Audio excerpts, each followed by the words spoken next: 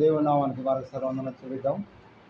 ఇంతవరకు దేవుని స్తుతించి గణపరిచి ఆరాధించిన వారంగా ఉన్నాము. మరి దేవుని యొక్క పరిశుద్ధమైన శరీరంలో, పవిత్రమైన రక్తంలో పాలు పంపే సమయము మనకి ఆసన్నమైనది. ఈ దినము మనం యొక్క వల్ల వర్తమానం కొరకు మనం చూసినట్టయితే నూతన నిబంధన గ్రంథంలో నుంచి గలతీలకు రాసిన పత్రిక 5వ అధ్యాయం 17వ వచనం. గలతీలకు రాసిన పత్రిక 5వ అధ్యాయం 17వ వచనం మనం చూసినట్టయితే గలతీ 5:17.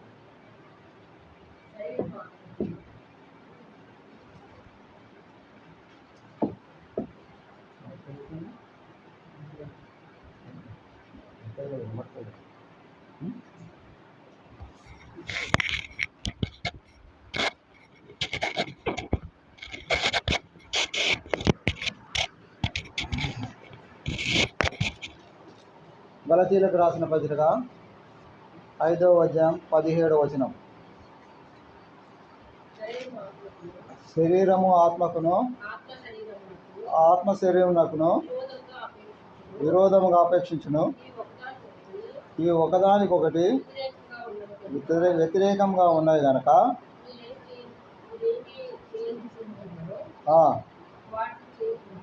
ఏమి చేయ నిశ్చయింతురో వాటిని చేయకుందురు. కారణాలు మనం తర్వాత చూద్దాం. అదేవిధంగా మనం చూసినట్టయితే యూదా పత్రికలో 23వ వచనం, యూదా పత్రిక 1వ అధ్యాయం ఉంటుంది, 23వ వచనం మనం చూసినట్టయితే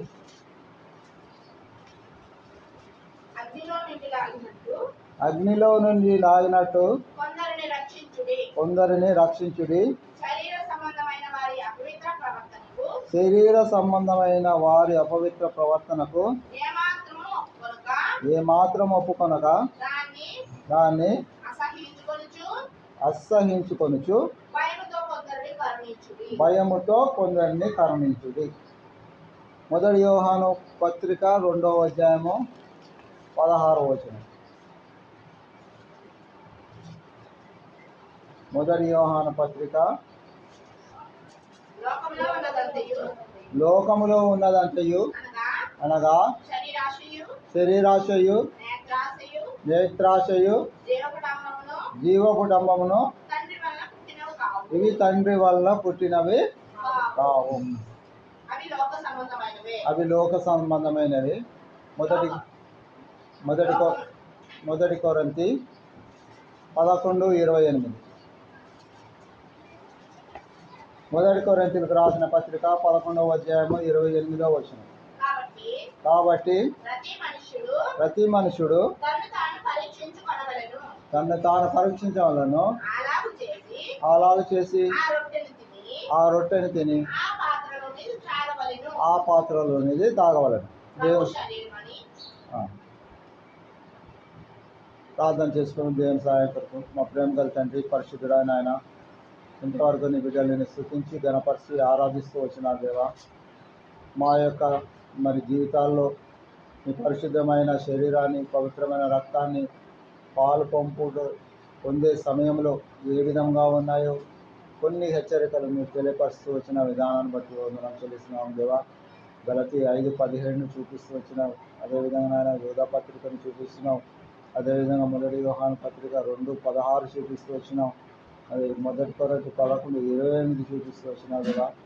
మా యొక్క జీవితంలో ఏ పరిస్థితిలో మేము పడిపోయి ఉన్నామో, మా యొక్క శరీరానికి ఆత్మకు జరిగే యుద్ధము ఏ విధంగా ఉంటుందో వాటిని గ్రహించగలుగుటకు, ఆ యొక్క యుద్ధాన్ని జయించగలుగుటకు మీరే మార్గము తెలియపరచండి నాయన. ఆ విధంగా మరి శోధనను జయించిన వారుగా దేవ జయ జీవితాన్ని పొందేవారుగా ఉంటూ మీ యొక్క బలలో పావులు పొందేటకు మమ్మల్ని అందరూ సిద్ధపరచమని వేడుకుంటున్నాం దేవా. ప్రతి ఒక్క విషయంలో క్షుణ్ణమైన రీతిలో మమ్మల్ని మేము పరీక్షించుకొని దేవ యోగ్యమైన రీతిలో నీ యొక్క బలలో పావులు పొందేటకు మమ్మల్ని అందరూ సిద్ధపరచమని ప్రభువును రక్షకుడైన యేసుక్రీస్తునామమున నడి వేడుకుంటున్నాం తండ్రి. మనం చూసినట్టయితే పౌలు గారు ఏమంటున్నాడు? ఆత్మకు శరీరానికి మధ్య పోరాటం ఉంటుందంట. ఏముంటుంది? ఆత్మ ఎక్కడ ఉన్నది, శరీరం ఎక్కడ ఉంది? అంతే కదమ్మా. ఒకటే మానవుల్లో రెండు ఉన్నాయి. ఒకటి దేవుడిచ్చిన ఆత్మ, అది ఏంటి? సామెతల గ్రంథం 20:27లో నరుని ఆత్మ దేవుని పెట్టిన దీపం. అది ఏం చెప్తుందంట? చూడండి అమ్మ, ఏమంటాడు కింద,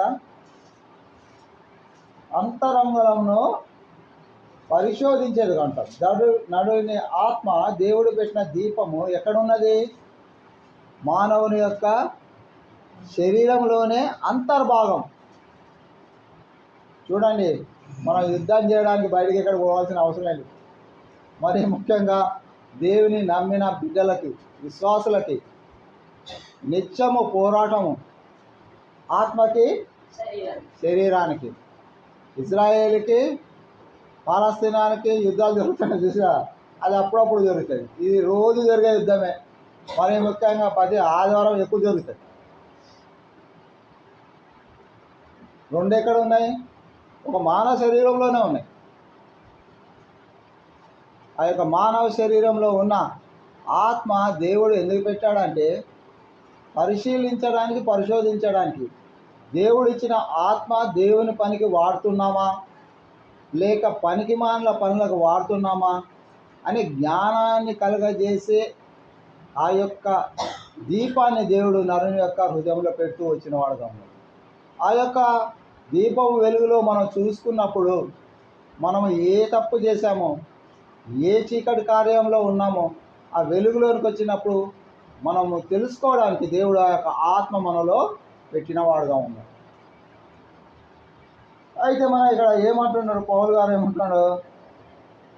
శరీరానికి ఆత్మకి ఎప్పుడు ఏం జరుగుతుందంట? అందుకనే 16వ వచనం, మీరు చెప్పినది ఏమనగా ఆత్మానుసారంగా నడుచుకున్నది, అప్పుడు మీరు శరీరేచ్ఛలను నెరవేర్చరు. దాన్ని అధిగమించాలంటే ఇక్కడే చెప్తున్నాడు, శరీరము ఆత్మకు, ఆత్మ శరీరమునకు విరోధముగా అపేక్షించును. అపేక్షించడం అంటే కోరుకుంటుంది. అపేక్ష అంటే కోరిక. శరీరం ఏమంటుంది? కాలేవయా, ఇప్పుడు అంత సాఫ్ట్వేర్ ఉద్యోగాలే, వీకెండ్స్ ఉన్నాయి, శనివారం ఆదివారం ఉంటుంది. ఆత్మ అంటుంది, ఆ ఉద్యోగస్తులతో మొగలే కానీ ఆడలే కానీ, నేను పొద్దున్న వాక్యం ధ్యానిస్తుంటే ఇలా వచ్చింది, ఇవాళ ఆదివారం చర్చికి వెళ్దామని ఆత్మ అంటుంది. శరీరం ఏమంటుంది తెలుసా? చాలేవా, 5 రోజులు పొద్దున్న నుంచి రాత్రి దాకా పనిచేసినావు, నాకు రెస్ట్ ఇవ్వవా నువ్వు? నాకు ఆరోగ్యము లేదు, నిన్ను మోసే శక్తి లేదు, నేను పండుకుంటాను. నువ్వు వెళ్తే వెళ్ళంటే ఎట్లా వెళ్తుంది? శరీరంలోనే ఉంది కదా. ఆత్మ ఎట్లా వెళ్తుంది దేవుని సన్నిధికి? అది విరోధమైన పోరాటం.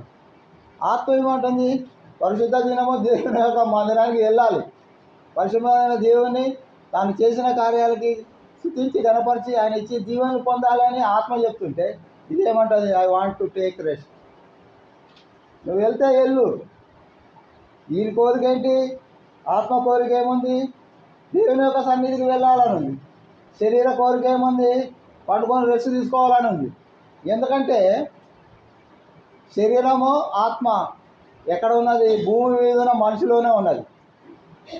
పైన పార్టు, మనిషి యొక్క పార్టు దేనితో తయారు చేయబడ్డది? మట్టే కదా. అది ఎప్పుడు భూమిని ఆకర్షిస్తుంది, ఎప్పుడు భూమిని ఆకర్షిస్తూ ఉంటుంది. ఎప్పుడు భూమితోనే స్నేహం చేద్దామని ఉంటుంది. పుట్టిన దగ్గర నుంచి చచ్చిపోయేదాకా భూమితోటే స్నేహం చేయాలని ఉంటుంది. చచ్చిపోయినాక ఎట్లాగో అందులోనే ఉంటుంది. కానీ ఆత్మ, దేవుడు పెట్టిన ఆత్మకి దానికి కూడా ఏముంటుంది? అభిలాష, కోరిక ఉంటుంది. ఏమని?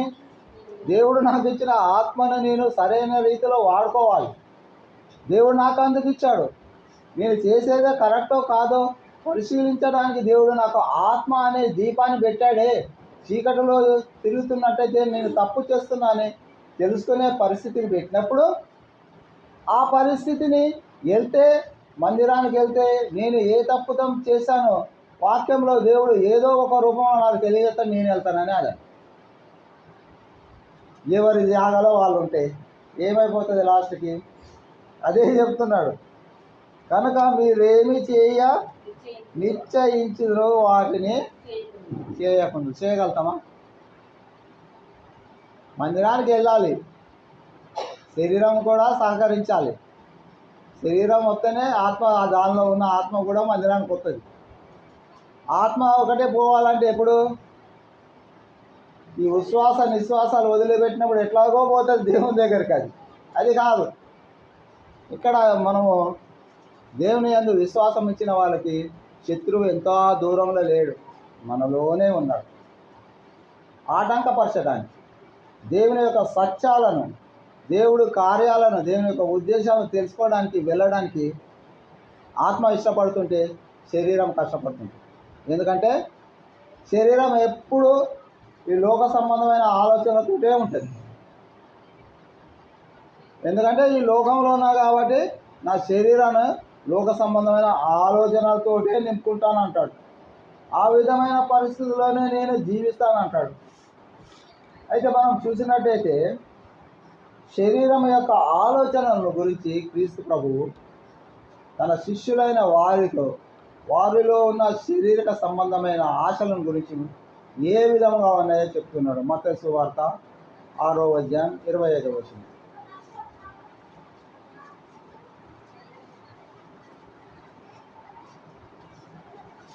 మత్తయి సువార్త 6వ అధ్యాయం 25వ వచనం. అందువలన నేను మీతో శిష్యులతో దేవుడు పర్టికులర్గా మాట్లాడుతూ వస్తున్నాడు.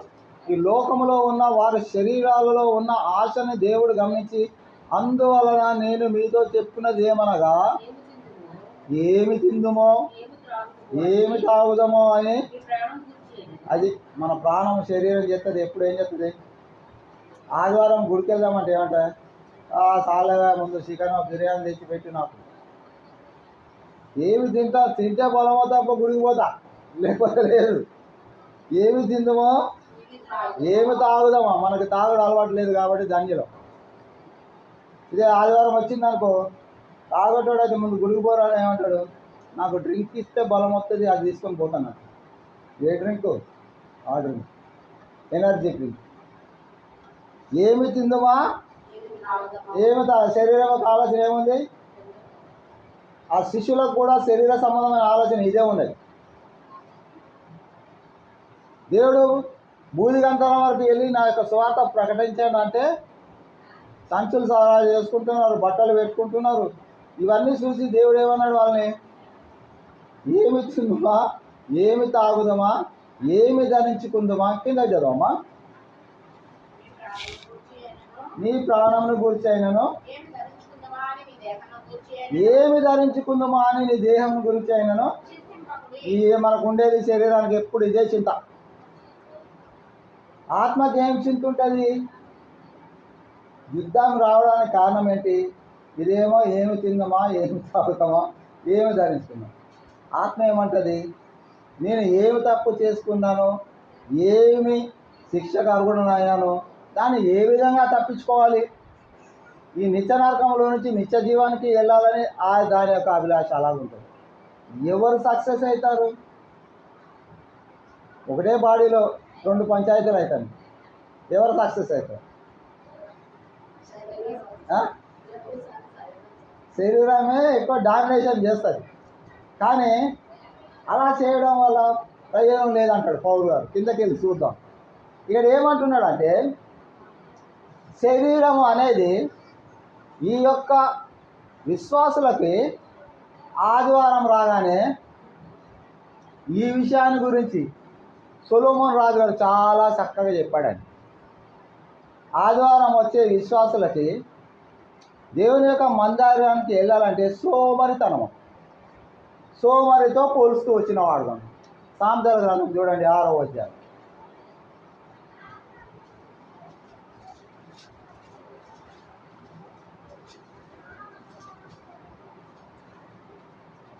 సామెతల గ్రంథం 6వ అధ్యాయం మనం చూసినట్టయితే సోమరిని గురించి మాట్లాడుతూ ఉంటాడు సొలొమోన్ రాజు. ఏమంట? సోమరి 9 పచ్చదు అమ్మ, 9 పచ్చదు.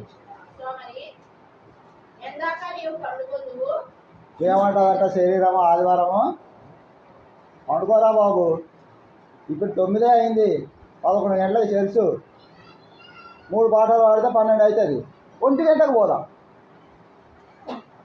ఏమంటుంది? సో మరి ఈ విశ్వాసకి ఏమవుతుందంటే ఆదివారం శరీరానికి సోమరితనం. ఆత్మ ఏమంటుంది? అరే ఎందాక పడుకుంటారా బాబు, లేవు అంటుంది. వాడు లేగనంట. ఈ పంచాయతీ కింద చదువు. ఇంకా ఎప్పుడు నిద్ర లేచారా బాబు, 11 అయిపోయింది, మనం వెళ్ళాల్సిన టైం అయిపోయింది, అయినా నువ్వు పండుకుంటాను అంటావు. ఇంకా కొంచెంసేపు పండుకుంటా, నాకు 3 పాటలు టైం ఉంది. పండుకున్నాక 4వ పాటకి అయిన తర్వాత వాక్యం చెప్తాడు. పళ్ళకు కదా మనం వెళ్ళేది, అప్పుడు దాకా పండుకుంటాను అంటాను. ఇంకేమంటుంది? కొంచెం కొనుక్కేదా, నిద్ర అయిపోయింది, కూర్చొని కూడా కొనుక్కుతాడు. ఏం చెప్తాడట? కొనుక్కుడు సరిగా నిద్ర పట్టకపోతే చేతులు ముడితే కానీ వాడికి నిద్ర రాదు, అలసట తీరదు అనమాట. ఎందుకంటే ఇది కొట్టి కొట్టి కొట్టి కొట్టి చేతులు నొప్పి వస్తాయమ్మా, అది ముడుచుకుంటాడు అనమాట, రిలాక్స్ అన్నమాట. ఏం చెప్తున్నాడమ్మా ఇంకా అనుకొనిచున్నావు. అందువలన నువ్వు అనుకున్నది చేయలేవు. ఈ రెండింటి మధ్యలో దేవుని యొక్క కార్యానికి ఏం జరిగింది? ఆటంకం జరుగుతుంది. అది కూడా చెప్తాడు సొలొమోను రాజు గారు. మనం కిందకి వెళ్ళినట్టయితే ఆడు పనిని ప్రారంభిస్తాడు కానీ చేయలేడట. సామెతలు 12వ అధ్యాయము 27వ వచనం చూడండి.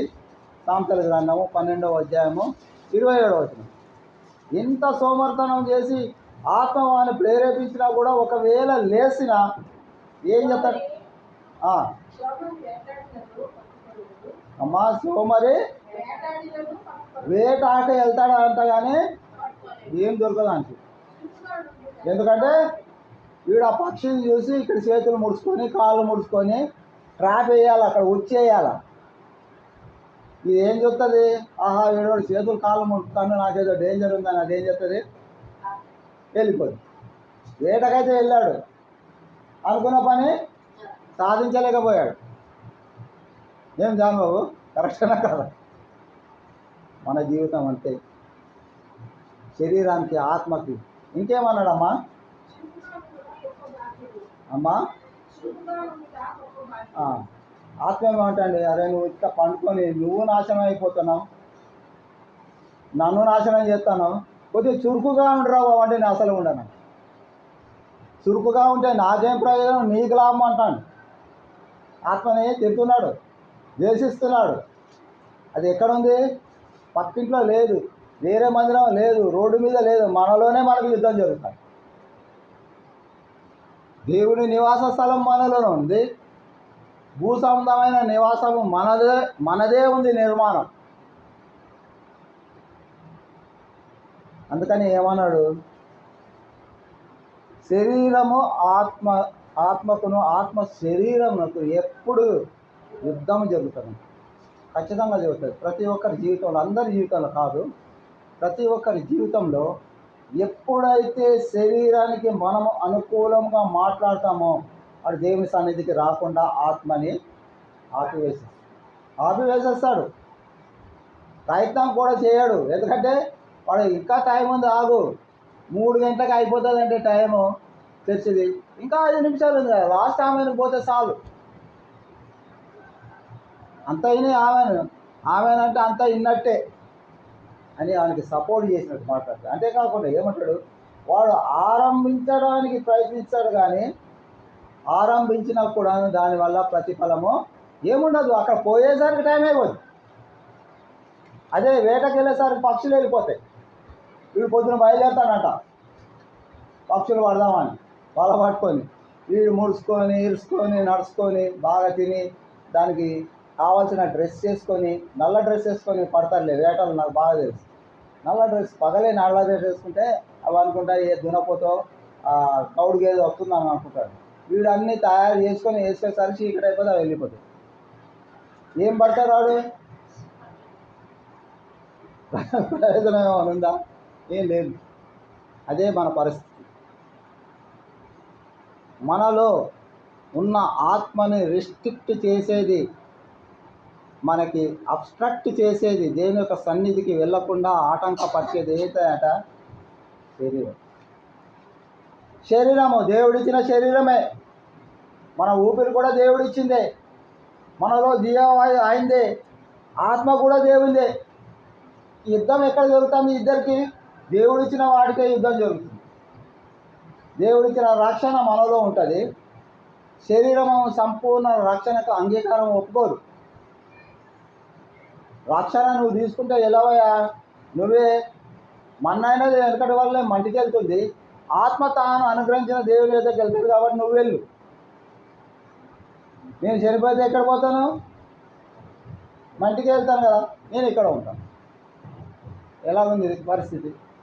బాగుందా? వాళ్ళిద్దరికీ ఎవరిది వాళ్ళకే బాగానే ఉంటుంది. కానీ ఇక్కడ నిజమైన విశ్వాసికి, దేవుని యందు భయభక్తులు కలిగిన వారికి అనేకమైన ఆటంకాలు వస్తుంటాయి. ఆ యొక్క పరిస్థితిని మనం చూసినట్లయితే మరి సామెతలు 20:4 చూడండి ఒకసారి.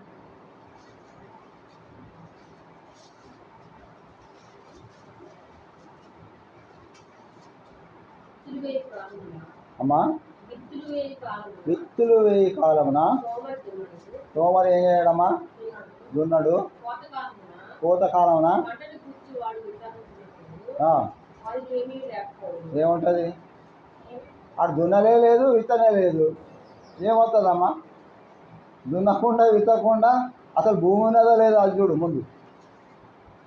ఎవడిది లీజు తీసుకున్నాను, దున్నాలా విత్తాలా, అప్పుడే కదా పంట కోసేది. వీడు ఏం చేస్తాడంట? పొలం అయితే తీసుకుంటాడంట, కానీ దాన్ని దున్నాడట, విత్తనం ఇస్తాడు. ఎక్కడి నుంచి వస్తాయమ్మా? రాదు. అంటే వాడి పరిస్థితి ఎలాగుందంటే, దున్నాలంటే ఏం కావాలి? కష్టపడాలి. విత్తాలంటే ఏం చేయాలి? దున్నిపియాలి, విత్తనం జల్లాలి. అది కష్టమే. దాన్ని సాగు చేసి, దాన్ని అంతర్కృషి చేసి, నీళ్లు పెట్టి, దానికి పెస్టిసైడ్లు వేసి, ఎరువులు వేసి చేయాలంటే అది కష్టం. అది వానికి ఇష్టం లేదు, కానీ పంట అయితే కావాలి. మన పరిస్థితి అలాగే ఉంది. మన శరీరము దేవుని యొక్క మందిరానికి వెళ్ళడానికి ఇష్టపడదు. వాక్యం అనే బీజము మనలో నాటబడడానికి ఒప్పుకోదు. హృదయం మెత్తన చేయబడదు. దేవుడు గద్దించినప్పుడు ఎందుకు వాక్యం అనే దేవుడు ఎందుకు గద్దిస్తున్నాడని ఆలోచన రాదు.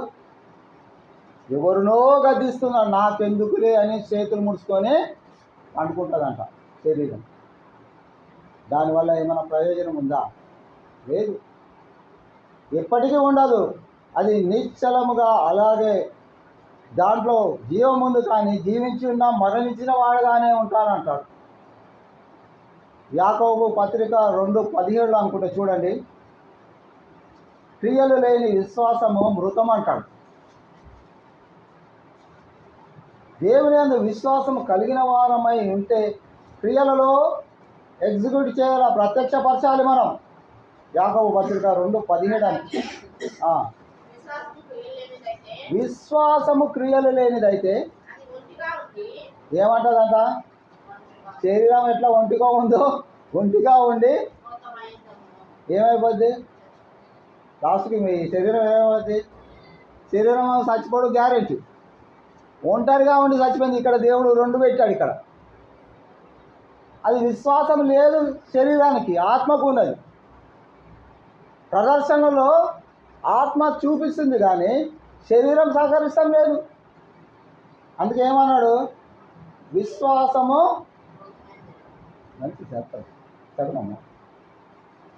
క్రియలు లేని విశ్వాసము.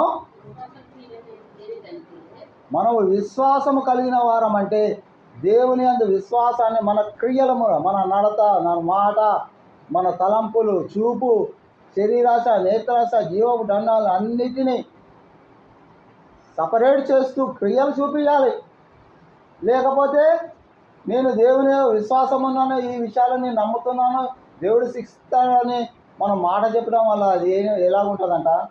చచ్చిపోయినాయి, దాంట్లో జీవం లేదు. ఆత్మ జీవించి ఉన్నా కూడాను ఆదాము ఏ విధముగా అయితే దేవుని ఆజ్ఞ మీరినప్పుడు ఫిజికల్గా జీవించి ఉన్నాడు, కానీ ఆత్మ చచ్చిపోయింది. మన పరిస్థితి అలాంటిది. మనం పంచాయతీలు పెట్టుకోవడానికి ఎంత దూరం పోదు. ఆదిలోనేమో ఆదాం అవ్వలు పంచాయతీలు పెట్టుకొని ఒకరి మీద ఒకరు నెట్టుకున్నారు. ఇప్పుడు ఆ బాధ లేకుండా దేవుడు ఒకటే శరీరమో ఆత్మ పెట్టాడు. అందుకని పౌలు గారు అంటారు, ఎంత దూరం పోవాల్సిన అవసరం లేదు. మనం పంచాయతీలు ఎవరితో పెట్టుకోవాల్సిన అవసరం. నీలో ఉన్న శరీరమే నీకు సహకరించదు. అయితే మనం ఏం చేయాలా? భౌతికమైన లోకంలో ఉన్న మనం, అంటే ఈ లోక సంబంధమైన జీవితం, భౌతికం అంటే ఏమంట ఫిజికల్గా ఉన్న ఈ యొక్క భూమి మీద మనం జీవించినప్పుడు, భూమి ఏ విధముగా అయితే ఉన్నదో నిశ్చలంగా ఉంటుంది. భూమి ఎటనా మనం చూస్తే ఇక్కడి నుంచి తీసుకపోతే ఎక్కడికైనా వస్తుందా అమ్మా? భూమి కాదు కదా. అలాంటి నిశ్చలమైన పరిస్థితిలో ఉన్న ఆ యొక్క భూమిని పోలి నడవద్దంటారు.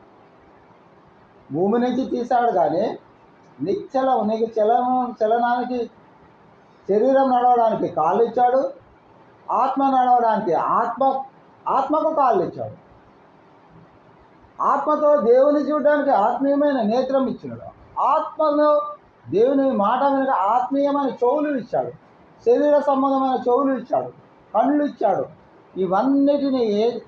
ఇవన్నీ దేవునికి ఇవ్వాల్సిన మరి ఈ యొక్క అవయవాలను ఎక్కడ దేనికి ఇస్తున్నామండి? శరీరాశ, నేత్రాశ, జీవపు డంబానికి ఇస్తుంది. దానివల్ల నష్టమే. కానీ ఇవన్నీ దేవుని వల్ల కలిగినవి కావు. కాబట్టి ఏమంటున్నాడు మనం చూసినట్టయితే, ఇక్కడ మనము ఈ మధ్యకాలంలో మనం నేర్చుకోవాల్సిన విషయం ఏమైందంటే, ఏం చేయమంటున్నాడు అదే పౌలు గారు రోమా సంఘానికి రాస్తూ ఏమంటున్నాడు? రోమీలకు రాసిన పత్రిక 7వ అధ్యాయం 5వ వచనం. ఈ పంచాయతీలో ఎవరు గెలవాలి, ఎట్లా గెలవాలి అనే విషయాన్ని తెలపరుస్తుంది. ఏలయనగా మనము శరీర సంబంధులమై ఉండినప్పుడు మరణార్థమైన ఫలమును ఫలించుటకై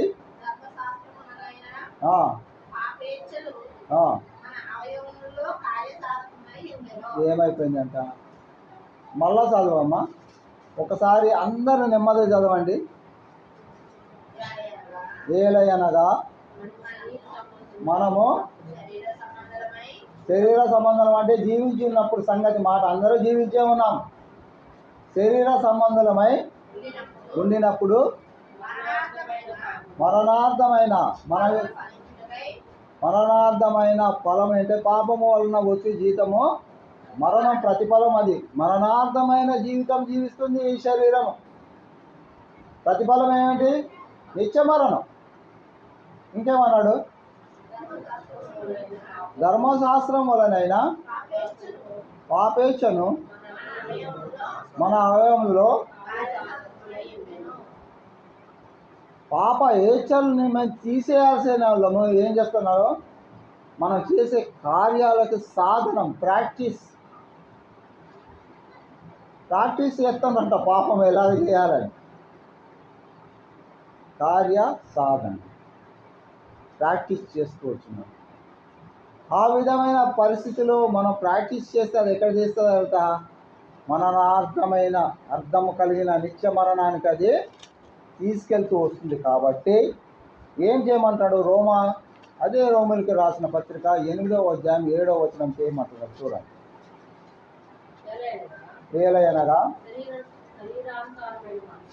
శరీరానుసారమైన మనసు ఏమైనదమ్మా? ఇప్పుడు అదే పని చేసిందా? దేవుని యొక్క మందిరానికి వెళ్తానంటే ఏమన్నది? నువ్వు వెళ్ళు, నేను రానంటుందా? అన్నదా? ఏమ్మా అన్నదా లేదా? అంటే దేవునికి విరోధమా, అనుకూలమా? అదే చెప్తున్నాడు పౌలు గారు. శరీరానుసారమైన మనస్సు దేవునికి అంటే శరీరాన్ని అనుసరించే మనసు. దేవుడు పెట్టిన ఆత్మ వెలుగు ఏం చేస్తుంది? వీని బాధపడలేక శరీరాన్ని సరేప్ప నీతో వస్తాను పద, నీతో బాధపడలేకపోతే నా తలకాయ బాదుకుంటారు కదా, అదే విధంగా ఆత్మ తల బాదుకొని ఏం చెప్తుందంట? సరేపా వస్తాను పద అని ఏం చేసిందంట? అమ్మ అనుసరించిందంట. ఏమైంది తర్వాత? చదవమ్మా. అది ఎక్కడ తీసుకుపోతుంది? మరణానికి తీసుకుపోతుంది. దానికి కారణం చెప్తాను. అది దేవుని యొక్క ధర్మశాస్త్రానికి ఆత్మ లోబడుతుంది కానీ శరీరము లోబడదు. అందుకే పంచాయతీ. దేవుని యొక్క ధర్మశాస్త్రానికి లోబడదు, దేవుని యొక్క ఆజ్ఞలకి లోబడదు, దేవుని యొక్క హెచ్చరికలకి లోబడదు. అది ఎందుకంటే పైకి పోతే అది కింద ఉంటుంది కాబట్టి. నేను సేఫ్ సైడ్లో ఉన్నాను కాబట్టి నేను ఎందుకు భయపడాలి? ఆత్మ దేవుని దగ్గర పోతుంది కాబట్టి దానికి ఉంటుంది భయం. ఆత్మ సంబంధమైన భయము ఆత్మకి ఉంటుంది. దేవుడు ఆత్మ ఎందుకు పెట్టాడో మనకు తెలియపరిచినాడు. ఆ విధమైన పరిస్థితిలో మన యొక్క ఆత్మ పైకి వెళ్ళినప్పుడు దేవుడు, నువ్వు శరీరానుసారంగా నడిచి వచ్చినావు, ఇక్కడ నీకు స్థలం లేదంటే ఎలాగుంటుంది మన పరిస్థితి? ఎలాగుంటుంది? శరీరం అయ్యా, శరీరం కింద ఉందయ్యా, అది నన్ను ఇక్కడ దోసిందయ్యా అంటే అది తోస్తే నువ్వేం చేసినావు రా బాబు బతుకున్నప్పుడు? నీ యొక్క ఆధీనంలో అది ఉండాలి కానీ దాని యొక్క ఆధీనంలోకి నువ్వు వెళ్ళావు కాబట్టి నీ యొక్క స్థలం అదే నిత్యమైన నాశనం. అక్కడికి వెళ్ళు. అయ్యా లేదు, కిందకి వెళ్ళి ఆ శరీరంతో పోట్లాడి మళ్ళీ తిరిగి నేను వస్తానంటే అవకాశము లేదు, రాదు, ఏది లేదు. మరి ఏం చేద్దాం ఇప్పుడు మనం? ఏరా ఏం చేయాలరా? ఏం చేద్దాం చెప్పండి, మీరు చెప్పండి. దాన్ని బట్టే వాక్యం చెప్తుంది.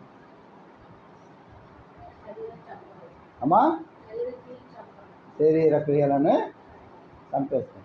ఊరుకుంటుందా శరీరము? రమ్మంటే రాకపోతేనే చంపేస్తుంది. శరీరాన్ని చంపేస్తే ఆత్మను బతకనిస్తుందా? ఆత్మ శరీరానికి చిక్కదు. స్వేచ్ఛ, దేవుడు ఇచ్చిన ఆత్మ స్వేచ్ఛ కలదు. మనం బతుకున్నంత కాలం మనతో ఉంటుంది. ఎప్పుడైతే శరీరాలను వదిలిపెడతామో దేవుడు అనుగ్రహించిన దేవుని ఎదుట అది వెళ్ళిపోతుంది. ఎందుకంటే న్యాయ తీర్పు ముందు దాన్నే అడుగుతాడు దేవుడు. నువ్వు శరీరాన్ని కంట్రోల్ పెట్టుకోకుండా దాని కంట్రోల్కి వెళ్తే నీది నష్టం. నీకు జ్ఞానము, పరిజ్ఞానము, వివేచించే శక్తి ఇచ్చి నేను వానిలో పెట్టాను. నువ్వు వాని బాగా చేయాల్సి పోయి వాని ద్వారా నువ్వు పాడైపోతే నీ పరిస్థితి ఏంటి? అందుకనే పౌలు గారు ఏమంటాడు? పులిసిన పిండి కొంచెం ముద్దంతయు, పులిసిన పిండి కొంతనే కానీ శరీరం అంతా పులిసిపోయిన పిండి. ఆత్మ అనే ముద్దని ఏం చేసింది? పులే చేసేసి.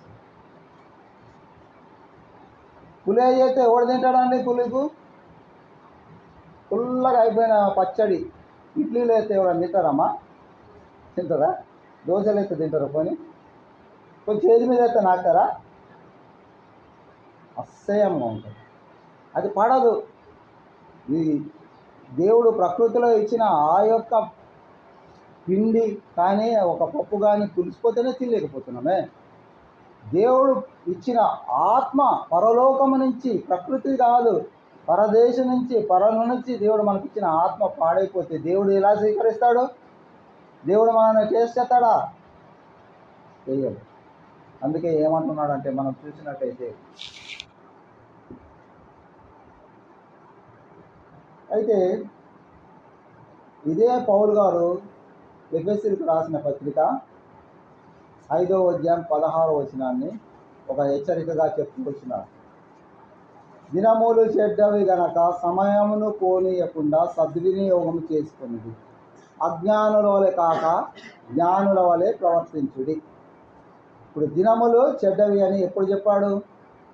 యేసుక్రీస్తు ప్రభు వారు ఈ లోకానికి వచ్చి శిలా కార్యం జరిగించి వెళ్ళిపోయిన తర్వాత క్రీస్తు శకము 60-65వ సంవత్సరంలో ఈ యొక్క వర్తమానాన్ని అపోస్తలుడైన పౌలు దేవుని చేత దర్శింపబడిన తర్వాత, ఆయన ఆత్మీయమైన నేత్రం తెరబడిన తర్వాత ఆ సంఘానికి హెచ్చరిక ఏమొస్తున్నారు? దినములు ఎప్పుడండి? Way back in 2000 years back. అంతే కదా, ఆల్మోస్ట్ ఆల్. అంటే క్రీస్తు శకం 60-65 అంటే 2023లో ఉన్నాం కదా. సమయమును పోనీయకంటే సమయమును గురించి మనకి దినానికి ఎన్ని గంటలమ్మా? 24 24 గంటలు. ఇది శాస్త్రవేత్తలు కనుగొన్న సమయం. That is called GMT, Greenwich mean time. ఒక టయాన్ని మనకు ఇచ్చాడు, దాని పేరు పెట్టారు, బిరుదిచ్చారు, గ్రీనిచ్ మీన్ టైం. అంటే పాశ్చాత్య దేశాల వాళ్ళంతా ఈ సమయాన్ని క్యాలిక్యులేట్ చేసి ఉదయం నుంచి రాత్రి 12 గంటల వరకు 12 గంటలు, రాత్రి 12 నుంచి 6 గంటలకు 12 గంటలు, 24 గంటలకు ఒక దినం అని చెప్తూ వచ్చినాడు. ఆ సమయాన్నే పోనీయొద్దు అంటున్నాడు. అది మానవులు కనిపెట్టిన సమయం. ఇప్పుడు జాగ్రత్త వినండి. దేవుడు కూడాను తన సృష్టి యావత్తును 24 గంటల కింద లెక్కేశాడు. దేవుని యొక్క క్యాలెండర్ కూడాను మనకు దినానికి ఎన్ని గంటలు ఉన్నాయి? దేవుని యొక్క క్యాలెండర్ కూడాను 24 గంటలే ఉంది. అయితే ఆ 24 గంటలో ఒక్క దినము 90వ కీర్తన 4వ వచనం చదవండి. ఆ యొక్క క్యాలెండర్లో లెక్క ఈ విధంగా ఉంటుంది. అమ్మా, నీ దృష్టికి అంటే దేవుని యొక్క దృష్టికి 1000 సంవత్సరములు గతించిన నిన్నటి వల్ల ఒక దినం వల్ల ఉంది. అర్థమైందా? దేవుని యొక్క గడియారంలో మొదటి గడియలో దేవుడు సృష్టిని చేశాడు. మొదటి గడియలోనే దేవుడు సృష్టిని యావత్తు చేశాడు. చేసి చేసి జనరేషన్స్ ఏమంట తరాలు అయిపోయి ఇప్పుడు మనం ఎక్కడ ఉన్నాము? ఏ సంవత్సరంలో ఉన్నాం? 2024. ఇది మన జిఎంటి, గ్రీనిచ్ మీన్ టైం ప్రకారము 24వ సంవత్సరం 2024 ఉన్నాం. కానీ దేవుని యొక్క క్యాలెండరు చివరి గడియ అయిన 24వ గంటలో ఉన్నాం. మన దినములు ఇప్పుడు చివరి గడియలు, అంత్య దినములు. 24వ గంటలో ఏ నిమిషం దగ్గర ఉన్నామో, ఏ ఫ్రాక్షన్స్ ఆఫ్ సెకండ్లో 24 గంటలు ముగుస్తుందో తెలియదు. అందుకనే ఈయన సిద్ధపాటు గురించి చెప్తున్నాడు అపోస్తలుడైన పౌలు గారు. ఏమని? దినములు చెడ్డవి గనక సమయమును పోనీయకండి. ఇప్పటి వరకు మనకు దేవుడిచ్చిన సమయాన్ని పోగొడుతూ వచ్చినాం. ఏమమ్మా? మామూలుగా గ్రీనిచ్ మీన్ టైంకి 2024 సంవత్సరం వరకు పోగొడుతూ వచ్చినాం. దేవుని యొక్క క్యాలెండర్లో కూడా మనము చివరి గడియలు, అంత దినములు, అపాయకరమైన దినాలు. దినములు చెడ్డవి గనక అపాయకరమైన చెడ్డ పరిస్థితిలో ఉన్న దినాల గురించి పౌలు గారు మాట్లాడుతూ వచ్చినారు. మాట్లాడుతూ ఏమన్నారు? సమయమును పోనీయకండి, సిద్ధపాటు కలిగి ఉండమంటాడు. అజ్ఞానుల వలె కాక జ్ఞానుల వలెగే ఉండమంటాడు. దేవుని బిడ్డలకు దేవుడు కొద్ది జ్ఞానం ఇచ్చాడు. ఎలాగా? దేవుని యొక్క దీపము నరుని యొక్క ఆత్మ శరీరంలో పెట్టినప్పుడు అది జ్ఞాన వివేచనలు ఇచ్చేది దేవుడు పెట్టినాడే. ఆ జ్ఞానం కలిగిన మీరు, ఆ దీపము కలిగిన మీరు సమయమును పోనీయక సద్వినియోగం దుర్వినియోగం రెండు చూస్తాం. సద్వినియోగం చేసుకోమంటూ వచ్చినాడు. సద్వినియోగం చేసుకున్నామా? సరే. లేనట్టయితే ఏమంటున్నాడు తెలుసా? ప్రకటన గ్రంథము 2వ అధ్యాయం 5వ వచనం చూడండి. ప్రకటన గ్రంథము 2వ అధ్యాయం 5వ వచనం.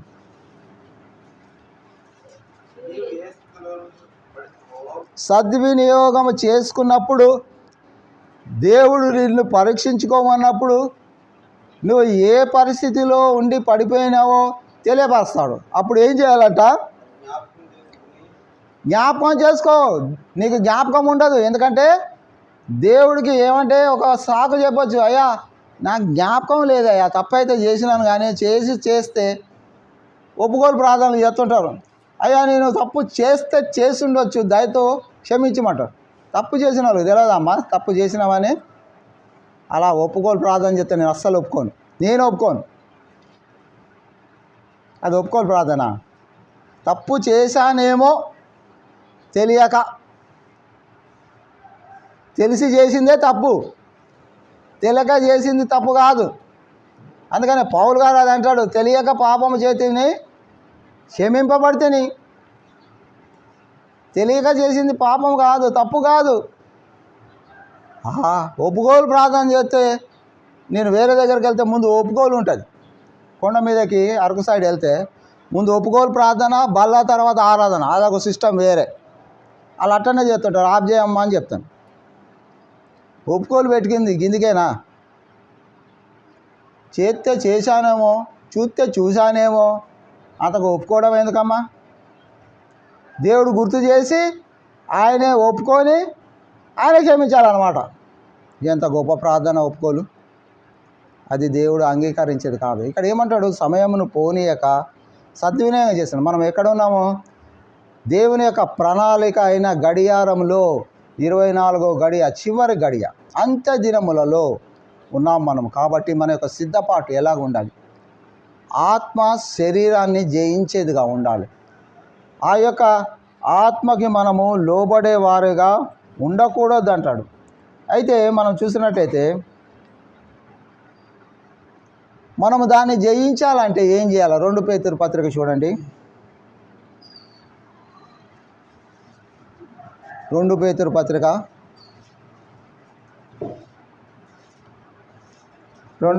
పత్రిక 1వ అధ్యాయం 10వ వచనం. ఇక్కడ దేవుడైతే ఎవరినైతే తన యొక్క ఉదయకాలం చూసినట్టయితే తిరిగి ఆహ్వానించాడు, పిలుస్తూ వచ్చినాడు. అందువలన సహోదరులారా, మీ పిలుపును ఏర్పాటును నిశ్చయము చేసుకొనుటకు ఏం జాగ్రత్త పడాలి? దేవుడు ఏ పరిస్థితి నుంచి పిలిచినాడు? పిలుపును, దేవుని యొక్క ఏర్పాటు, నిశ్చయత ఎవరిది? మన ఆత్మ మీద ఉంది. పిలుపు దేవునిది, ఏర్పాటు కూడా దేవునిదే. నిశ్చయత దేవుడికి వదిలాడు, మన మీద పెట్టాడు భారం. ఇక్కడ మనం చూసినట్టయితే మత్తయి సువార్తలో 18వ అధ్యాయంలో మరి పేతురు, యోహాను వాళ్ళని మొదట 4 శిష్యులను పిలిచినప్పుడు వారు ఏం చేశారమ్మా? వెంటనే వారు తమ వలలను పడివేసి దేవుని పిలిపి ఏమన్నాడు? రండి, నేను మిమ్మలను మనుషులు, చేపలు ఎన్ని రోజులు పడతారా బాబు? మనుషులు పట్టే చేపలు మిమ్మల్నిగా జాలలుగా చేస్తానంటే, అయ్యా సాల్లే, చేపలే దొరుకుతాం, లేవు మనుషులు ఏం దొరుకుతారు ఈ వాళ్ళకి అని అన్నారా? ఏమనలే. పిలవగానే ఆయన వెంబడించాడు. వారి వలలని వాళ్ళు ఎందుకు చేశారు? మనుషులను పట్టే జాలరుగా చేస్తున్నారు. మనుషులను పట్టడం ఏంటి? చేపలు పడితే తింటాం, మనుషులను పడితే ఎక్కడికి తీసుకెళ్తాం? పరలోకాన్ని తీసుకెళ్ళేది. దీనికంటే అది బెటర్ రా బాబు అంటే విన్నారు. పిలుపును, దేవుని యొక్క ఏర్పాటును వీళ్ళని ఏ విధంగా చేశాడు? చేపలు పట్టేటోళ్ళని మనుషులు పట్టేట ఏర్పాటు. వీళ్ళ నిశ్చయత ఏంటి? వలలు పడవేసి ఆయన వెంబడించారు. అదేవిధంగా పేతురు గారు అంటున్నాడు, నీ యొక్క పిలుపు, నువ్వు ఏ పరిస్థితిలో ఉన్నప్పుడు దేవుడు నిన్ను రక్షణ ఇచ్చి నిన్ను పిలిచాడు, నిన్ను ఎందుకు ఏర్పాటు చేశాడో ఆ ఏర్పాటు పరలోకానికి వెళ్ళడానికి దేవుడు ఏర్పాటు చేశాడే, దానిని నిశ్చయత నీది ఏంటి తెలుపమంటున్నాడు. నిశ్చయత ఏంటి? వెళ్తామా వద్దా? అది నీ ఇష్టమే. దాని గురించి జాగ్రత్త పడమంటున్నాడు. వెళ్ళావా పరలోక రాజ్యం చూస్తావు. నిశ్చయము తప్పుడు నిర్ణయం తీసుకున్నావా ఇక్కడే విడబడతాము. నిత్య నాశనంలోనికి, నిత్య మరణంలోనికి వెళ్ళేవారుగా ఉంటాం. అందుకని ఏమన్నాడు? శరీరానికి, ఆత్మకి ఈ యొక్క సంబంధాన్ని మనం అధిగమించాలంటే దేవుడు నిన్ను ఏ పరిస్థితిలో నుంచి పిలిచాడో మనకు తెలుసు.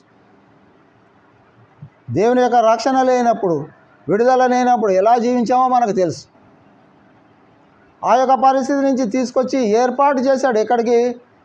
నేనే మార్గము, సత్యము, జీవము, నిత్య జీవానికి దేవుడు ఏర్పాటు చేస్తూ వచ్చినాడే. మన నిశ్చయత ఏమై ఉన్నది ఆలోచించుకోండి, నిశ్చయించుకోండి. శరీరానికి లోబడిపోయి శరీరాన్ని చంపలేకుండా మీ యొక్క ఆత్మలు, మన యొక్క ఆత్మలు, నా యొక్క ఆత్మను నేను, మీ యొక్క ఆత్మను మీరు చంపిన వారమైతే దేవుని యొక్క రాజ్యంలో ప్రవేశం లేదు. దానిని మనం పరీక్షించుకోమంటున్నాడు. మన యొక్క పరిస్థితి ఏ విధంగా ఉన్నది. 2 కొరింథీయులకు రాసిన పత్రిక 8వ అధ్యాయం 7వ వచనంలో కూడా ఒక మాట ఉంటుంది, చూడండి.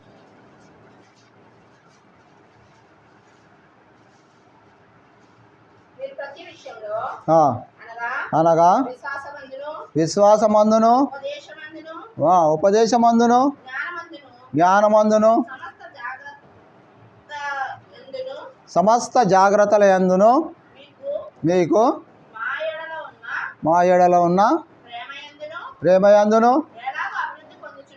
ఎలాగో అభివృద్ధి పొందుతున్నారు. దేవుని యొక్క ప్రేమ ఆ యొక్క కొరింథీ సంఘములో ఉన్నవారికి మా ఎడల చూపే ప్రేమ ఏ విధంగా ఉన్నది. మీరు దేవుని ఎడల ఏ విధమైన ప్రేమ చూపిస్తున్నారో, ఆ యొక్క ప్రేమ వలన ఏ విధమైన పరిస్థితిలోనికి వస్తున్నారో, ఆ యొక్క పరిస్థితిలోనికి రావాల్సిన మాలాగా మీరు రావాలని ఆయన ఏం చేస్తున్నాడు, కోరుకుంటూ వారికి ఒక హెచ్చరిక ఇస్తాడు. ఇందాక మనం పొద్దున్న ఏం చూసాము, దేవుడిని మనం ప్రేమించినట్టయితే ఆయన మనం ప్రేమిస్తాడు. మనము ఆయనను ఆనందింపజేసే మనను ఆనందకరమైన, నిత్య ఆనందకరమైన లోకానికి ఆయన తీసుకెళ్ళేవాడుగా ఉన్నాడు. దాన్ని పోగొట్టుకోవాలన్నా, దాన్ని పొందాలన్నా మన మీదనే బాధ్యతను ఉంచినాడు దేవుడు. ఆ విధమైన పరిస్థితులు మనకు తెలియపరుస్తూ ఏమంటున్నాడు, భవిష్యత్తు ప్రణాళికను గురించి కూడా ఒక హెచ్చరిక ఇస్తున్నాడు. 1 పేతురు పత్రిక 1వ అధ్యాయం 5వ వచనం చూడండి.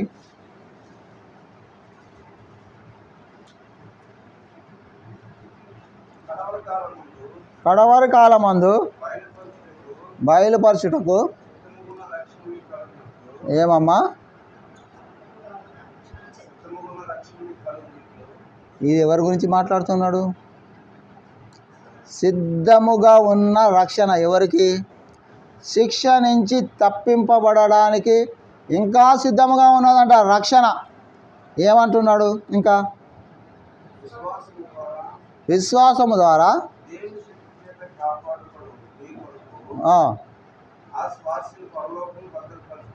ఏమైనది, ఈ యొక్క రక్షణ కొరకు ఎదురు చూసే వారికి రక్షణను, పరలోక రాజ్యంలో స్థిరపరిచిన వనరులను కూడా దేవుడు ఇవ్వడానికి ఇష్టపడుతూ వస్తున్నాడు అని పేతురు గారు తెలియపరుస్తూ వచ్చినాడు. ఆ విధమైన పరిస్థితులు తెలియపరుస్తూ, అయితే శరీరానికి ఆత్మకున్న వ్యత్యాసాన్ని యోహాను సువార్త 6వ అధ్యాయంలోనే మనం చూస్తాం. యోహాను సువార్త 6వ అధ్యాయము 63వ వచనం. ఆత్మయే జీవింపజేయుచున్నది. ఏంటి శరీరం పార్ట్ ఏంటంటే ఇప్పుడు ఇన్ని పంచాయతీలు పెట్టింది కేవలం ఎందుకు పనికిరాని బాబు ప్రయోజనం. అంటే 0, ఏమి లేదు, శేషం ఏమి లేదు. శరీరానికి ఆత్మ వెళ్ళిపోతే దానివల్ల ప్రయోజనం ఏమీ లేదు. కానీ ఇక్కడ ఏమంటున్నాడు, ఆత్మయే జీవింపజేసేది. ఎక్కడ? నిత్య జీవంలో ఆత్మయే జీవింపజేసేది. కాబట్టి మనం దేనిని మనము భద్రపరచుకోవాలి? పరలోకంలోనికి తీసుకెళ్ళే దేవుడిచ్చిన పరిశుద్ధాత్మను మనం భద్రపరుచుకున్నప్పుడు ఈ నిష్ప్రయోజనమైన శరీరం విడబడినప్పుడు ఇక్కడే వదిలిపెట్టబడుతుంది. మనము దేవుని యొక్క రాజ్యానికి వెళ్ళాలంటే ఏం చేయాలి? శరీర క్రియలను విడిచిపెట్టాలి. అందుకే కొలస్సీ 3వ అధ్యాయం 1వ వచనంలో ఏమంటాడు, మీరు క్రీస్తుతో కూడా సిలువ వేయబడిన వారమై ఉంటే. వేయబడాలి. క్రీస్తుతో కూడా శరీరాన్ని ఏం చేయాలి? లోక సంబంధమైన రీతిలో సిలువ వేసి చంపేయాలి. చంపేస్తే అప్పుడు ఏం చూస్తాం? లేచినప్పుడు పైన వాటిని గురించి చూస్తాం. పైన ఏమున్నది? అక్కడ 3వ వచనం చదువు.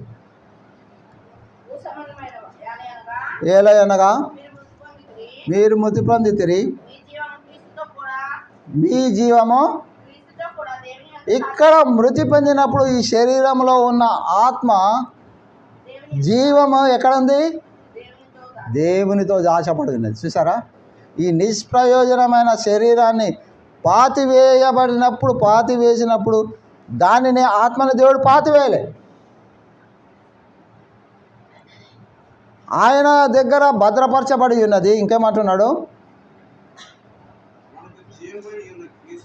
మనకు జీవమై ఉన్న క్రీస్తు ప్రత్యక్షమై ఉన్నప్పుడు, ఇక్కడ క్రీస్తు రాకడకు ముందు చనిపోయిన వారిని గురించి మాట్లాడుతూ వస్తున్నారు. వారి యొక్క ఆత్మలు సెక్యూర్ చేసి భద్రపరచబడి ఉన్నాయి. మరి క్రీస్తు ప్రభువు పునరుద్ధానం జరిగినప్పుడు సమాధులు తెరవబడి ప్రేతలు లేపబడి ఎక్కడికి వెళ్ళేది? ప్యారడైజ్, పరదేశికి వెళ్తూ వచ్చింది. ఆ యొక్క ప్రదేశం ఎక్కడుంది? అక్కడ భద్రపరచాలని అంటున్నాడు. ఎవరి? ఆ ముందు చనిపోయిన వాళ్ళేనా? కాదు, ఇప్పుడు చనిపోయిన వాళ్ళు కూడాను. ఎక్కడున్నది? ఫోన్ నెంబరు, అడ్రస్సు అన్ని రాసుకోండి.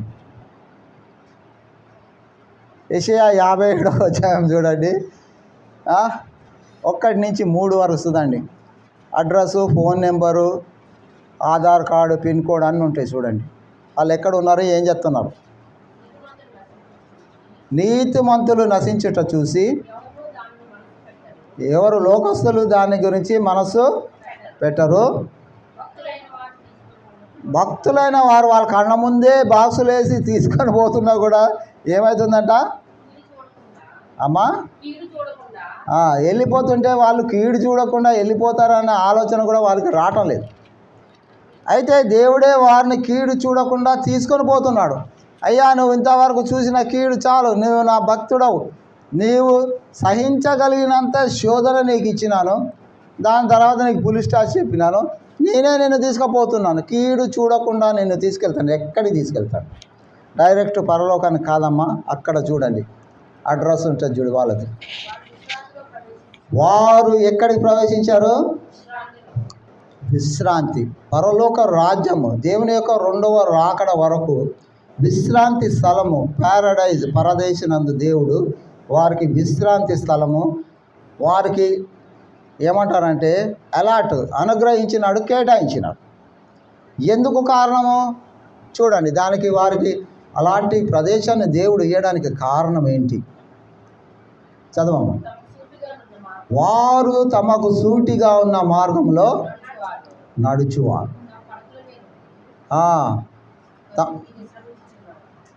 వారు తమకు సూటిగా ఉన్న మార్గం ఏంటి? ఆ మార్గము యోహాను 14:6 ప్రకారం నేనే మార్గము సత్యము, ఆ మార్గంలో నడుస్తూ వచ్చిన వారుగా ఉన్నారు. కాబట్టి వారు దేవుని యొక్క 2వ రాకడ వరకు, తీర్పు దినం వరకు విశ్రాంతి పొందుతున్నారు. మన యొక్క పరిస్థితి ఏంటి ఆలోచించుకోండి. మన యొక్క సిద్ధపాటు ఏంటి? మనం విశ్రాంతిలోకి వెళ్తామా, లేకపోతే నిత్యమైన వేదన బాధన కలిగిన ప్రదేశానికి వెళ్తామా? ఒకవేళ మనము శరీరాన్ని జయించగలిగి ఆత్మని దేవుని యొక్క సన్నిధికి తీసుకెళ్ళిన వారమైతే జయించు వానికి ప్రకటన గ్రంథం 2:7 చెప్తాడు. అక్కడ ఏమో జాగ్రత్త చెప్పినాడు. ఏ పరిస్థితిలో నుంచి నువ్వు పడిపోయినావో 5వ వచనం 2:5లో దాన్ని సరిదిద్దుకున్నావా సరే, లేనట్టయితే దీపము, దీపస్తంభాన్ని, లోపల ఉన్న దీపాన్ని, దీపస్తంభం అంటే మనిషిని కూడా దేవుడు తీసి పడవేస్తాడు. ఒకవేళ నువ్వు జయించినట్టయితే, ఆత్మ జయించినట్టయితే శరీరం మీద ఏమంటున్నాడు 7వ వచనంలో?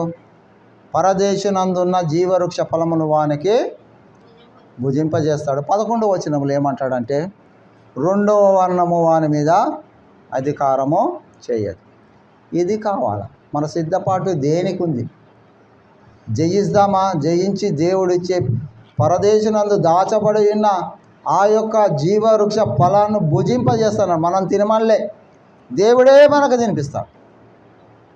అంతేకాకుండా నిత్యమైన నరకం అనే 2వ విషయాన్ని దేవుడు దాని మీద అధికారం లేకుండా మనల్ని తప్పిస్తున్నాడు. కారణం ఏంటి?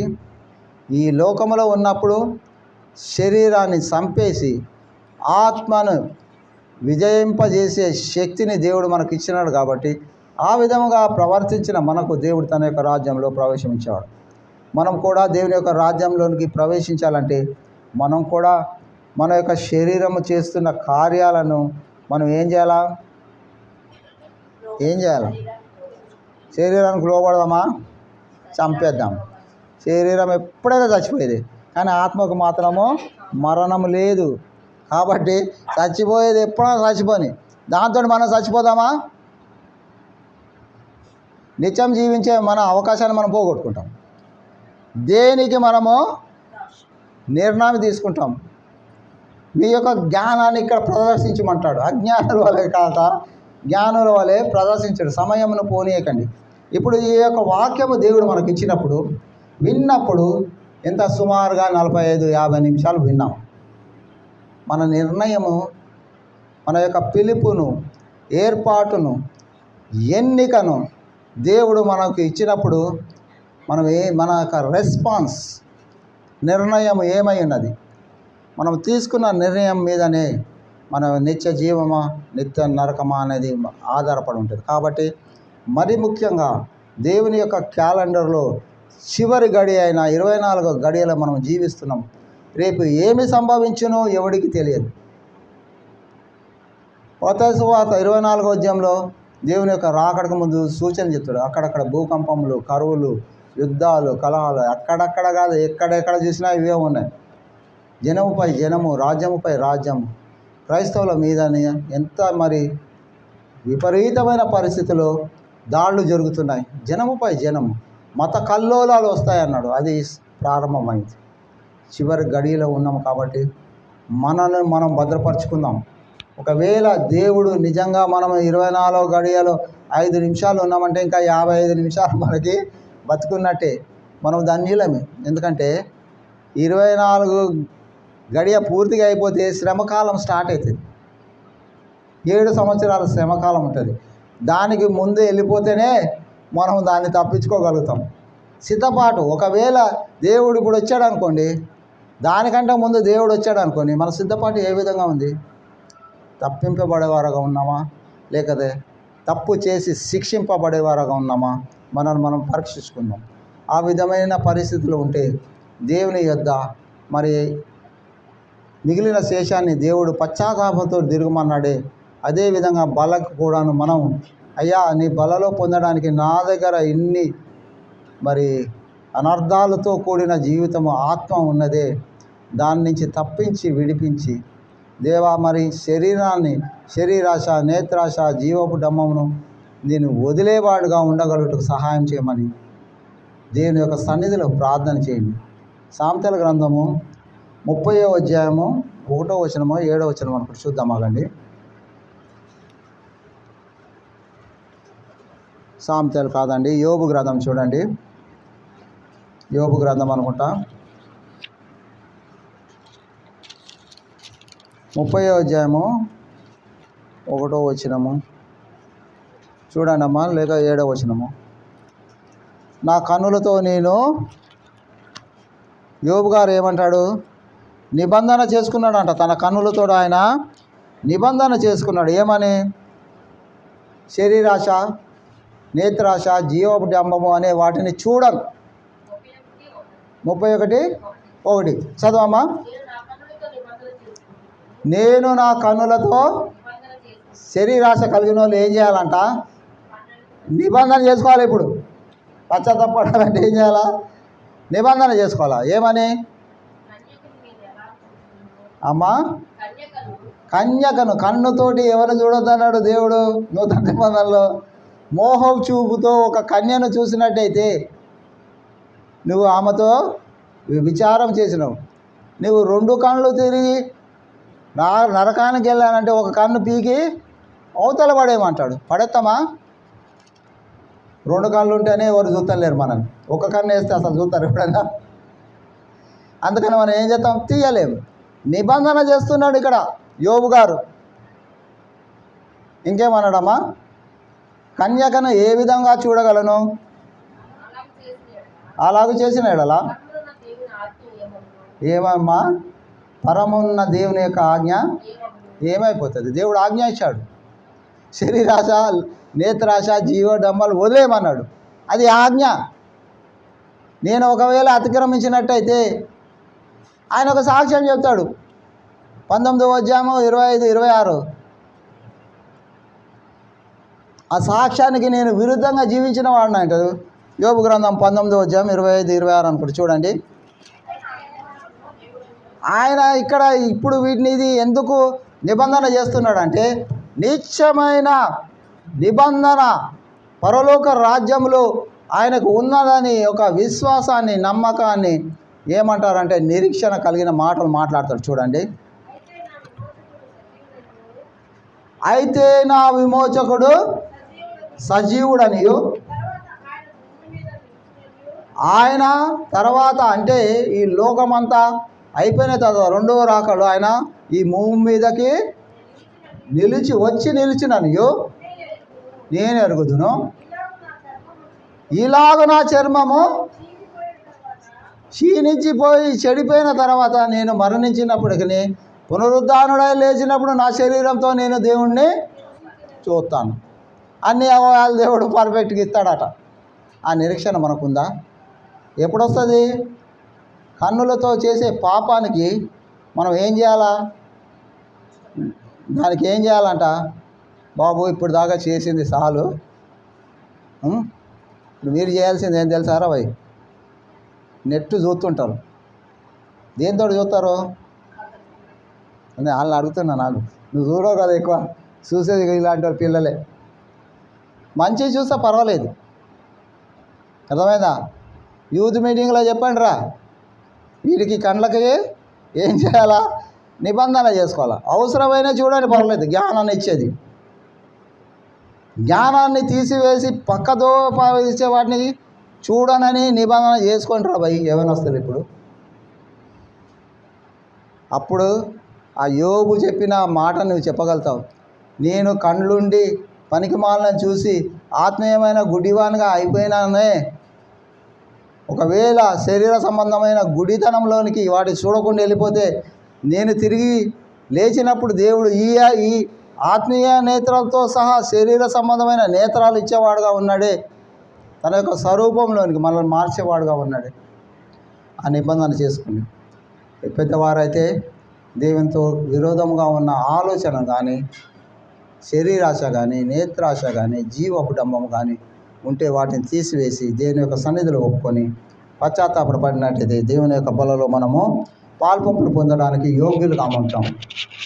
నేను ప్రార్థన చేస్తాను. జాన్ బ్రదరు జర్మయ బలను పంచుతారు. అందరూ మౌనంగా ధ్యానంలో ఉండండి.